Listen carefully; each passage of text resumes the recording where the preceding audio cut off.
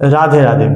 अगर आपको एक दिन के लिए वृंदावन जाना है और आपको नहीं पता कि एक दिन में वृंदावन में हम कहाँ घूमें, कहाँ रुके, कहाँ जाएं, क्या देखें, तो ये वीडियो आपके लिए है। इस वीडियो में मैं आपको कंप्लीट गाइड देने वाला हूं और इस वीडियो के लास्ट में मैं आपको बताऊंगा कि वृंदावन में एक दिन में घूमने का आपका कितना बजट होगा। इस वीडियो को आप लास्ट तक जरूर देखना, इस वीडियो में आपको सारी इंफॉर्मेशन मिल जाएगा। तो चलिए वीडियो को शुरू करते हैं। तो चलिए बात करते हैं कि आप वृंदावन पहुंचेंगे कैसे। देखिए, वृंदावन पहुंचने के 3 रास्ते हैं। या तो आप बाय फ्लाइट आ सकते हैं, या फिर आप बाय रोड आ सकते हैं। आप अपने पर्सनल व्हीकल से या फिर बस वगैरह से आप बाय रोड आ सकते हैं, या तो आप बाय ट्रेन आ सकते हैं। तो मैं आपको रिकमेंड करूंगा कि आप बाय ट्रेन आए, क्योंकि बाय ट्रेन सबसे सस्ता और कन्वीनियंस है। तो आप देख लीजिए आपके शहर से ट्रेन मथुरा के लिए डायरेक्ट है कि नहीं। वैसे तो मथुरा के लिए हर छोटी बड़ी शहर से ट्रेन डायरेक्ट कनेक्टेड है, तो आप बाय ट्रेन मथुरा तक आ जाएं और कोशिश करें कि आप सुबह से 7 से 8 बजे तक आप मथुरा पहुंच जाएं, या फिर उससे पहले पहुंच जाएं, क्योंकि जितना जल्दी आप पहुंचेंगे उतना ही आपके लिए अच्छा होगा। चलिए, अब आप मथुरा पहुंच चुके हैं, तो आपको मथुरा स्टेशन से जब आप बाहर निकलेंगे तो वहां से आपको ई रिक्शा मिल जाएगा, जो कि 30 से 40 रुपए लेके आपको वृंदावन तक छोड़ देगा। चलिए अब बात करते हैं कि आप वृंदावन में रुकेंगे कहाँ, क्योंकि आपको रुकने के लिए भी तो जगह चाहिए ना। तो आप वृंदावन में या तो बांके बिहारी जी के आसपास रुक सकते हैं, वहां पर भी बहुत से सारे सस्ते और अच्छे होटल और धर्मशाला वगैरह है, तो आप वहां स्टे कर सकते हैं। या फिर आप प्रेम मंदिर या इस्कॉन मंदिर के आसपास रुक सकते हैं, वहां पर भी बहुत सारे सस्ते और अच्छे धर्मशाला और होटल आपको मिल जाएगा अच्छे रेट में। तो आप इन दोनों जगहों पे आप रुक सकते हैं, और यहाँ से ट्रांसपोर्टेशन की सुविधा बहुत अच्छी है। यहाँ से आप कहीं भी आ जा सकते हैं आसानी से। चलिए अब आप अपने होटल में रेडी होकर निकल जाइए श्री बांके बिहारी जी का दर्शन करने के लिए। जब भी आप वृंदावन आते हैं तो सबसे पहले आपको बांके बिहारी जी का ही दर्शन करना चाहिए, क्योंकि वो वृंदावन के मेन है और वृंदावन के लाडले हैं। आप जब बांके बिहारी जी का दर्शन करेंगे तो देखेंगे उनका पर्दा बार बार उठता गिरता रहता है। बांके बिहारी जी का सबसे खास बात यह है कि बांके बिहारी जी को किसी मूर्तिकार ने नहीं बनाया है, वो स्वयं प्रकट हुए। हरिदास जी ने अपने भजन के तपस्या से श्री बांके बिहारी जी को प्रकट किया है। इसके पीछे एक बहुत बड़ी कहानी है, अगर आप कमेंट करेंगे तो मैं आपको बांके बिहारी जी के प्राकट्य उत्सव का पूरी कहानी आपको सुना दूंगा विस्तार से। यहाँ पर थोड़ी देर समय बिताने के बाद आप चले जाइए राधा वल्लभ जी का दर्शन करने के लिए। यही थोड़ी दूरी पर है। यहाँ पर जितने भी आसपास मंदिर है वहाँ पर आप पैदल ही वॉकिंग करके आप दर्शन करने जा सकते हैं। यहाँ पर रिक्शा करने की आवश्यकता नहीं है।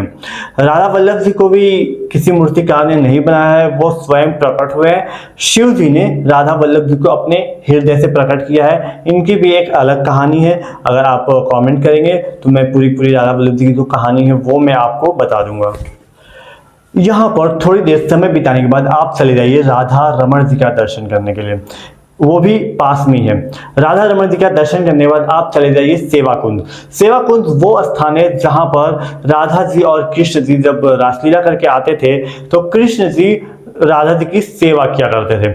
इसके कारण इस जगह का नाम पड़ गया सेवा कुंज। सेवा कुंज में थोड़ी देर समय बिताने के बाद आप चले जाइए निधिवन। निधिवन वो स्थान है जहां पर माना जाता है कि आज भी रात में राधा जी और कृष्ण जी आते हैं रासलीला करने के लिए।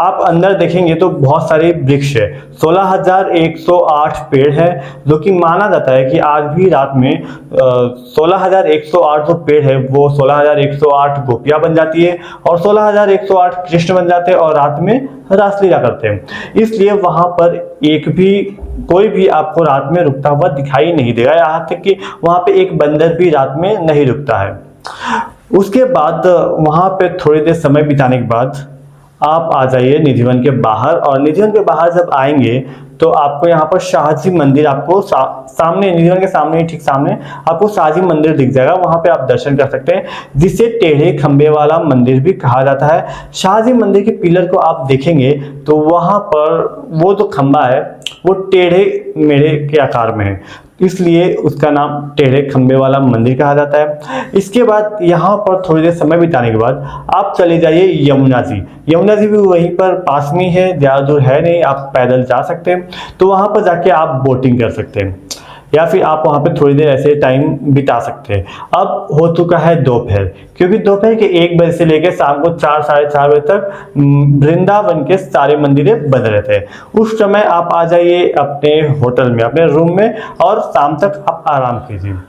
अपने होटल से शाम को 4 बजे निकलिए और चले जाइए चार धाम मंदिर, जो कि हाल ही में ओपन हुआ है। पहले सिर्फ वैष्णो माता मंदिर ही था, लेकिन अब चार धाम मंदिर बन चुका है, क्योंकि वहाँ पे 4 देवताओं का दर्शन होता है। पहला वैष्णो माता का दर्शन होता है, दूसरा राधा कृष्ण का दर्शन होता है, तीसरा शनिदेव का दर्शन होता है, और चौथा महादेव जी का, शिव जी का दर्शन होता है। तो यहाँ पर आप चले जाइए, और यहाँ पर अच्छा खासा आपका टाइम भी लगने वाला है, क्योंकि ये बहुत बड़ा मंदिर है।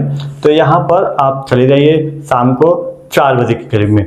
उसके बाद वहाँ पर टाइम बिताने के बाद आप चले जाइए प्रियाकांत, जो मंदिर वहीं पे थोड़ी दूर पर है, तो आप वहाँ पर भी जा सकते हैं। और जब प्रियाकांत मंदिर को आप देखेंगे तो कमल के आकार में उसको बनाया गया है, बहुत खूबसूरत मंदिर है, तो वहाँ आप दर्शन कीजिए।